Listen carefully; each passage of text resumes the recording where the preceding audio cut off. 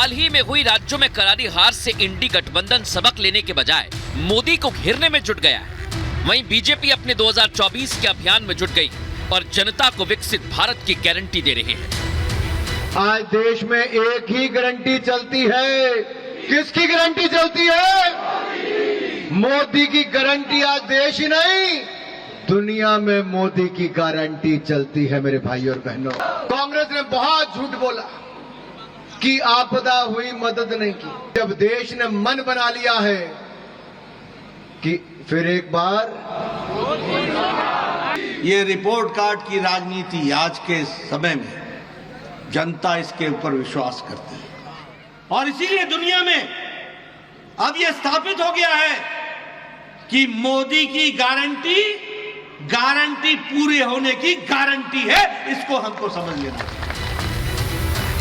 संसद में सुरक्षा चूक हुई, अब तक 6 आरोपी गिरफ्तार हो चुके हैं, लेकिन विपक्ष राजनीति करने में जुटा है। और मजे की बात यह है कि राहुल गांधी इसे महंगाई और बेरोजगारी से जुड़ा हुआ मुद्दा बता रहे हैं। जो देश में सबसे बड़ा मुद्दा है, बेरोजगारी का मुद्दा, जो पूरे देश में उबल रहा है, मोदी जी की पॉलिसीज के कारण हिंदुस्तान के युवाओं को रोजगार नहीं मिल रहा है। तो ब्रीच जरूर हुई है, बट इसके पीछे कारण बेरोजगारी है और महंगाई है। नौजवान बहुत त्रस्त थे, नौजवान दुखी थे, उन्हें रोजगार और नौकरी नहीं मिल पा रही थी।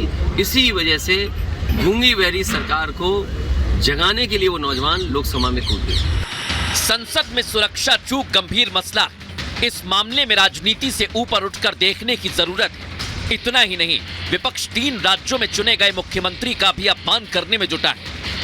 ऐसे में सवाल ये, क्या इंडी गठबंधन अपमान वाली सियासत से 2024 में बेड़ा पार करना चाहता है? सवाल ये भी है, राज्यों में हार के बाद भी विपक्ष का अहंकार की खुमारी खत्म नहीं हुई। और सबसे बड़ा सवाल, हवाई जहाज में घूमने वाले संसद में सेंधमारी के आरोपियों को राहुल बेरोजगार बताकर देश की सुरक्षा से खिलवाड़ कर रहे हैं। पूछता है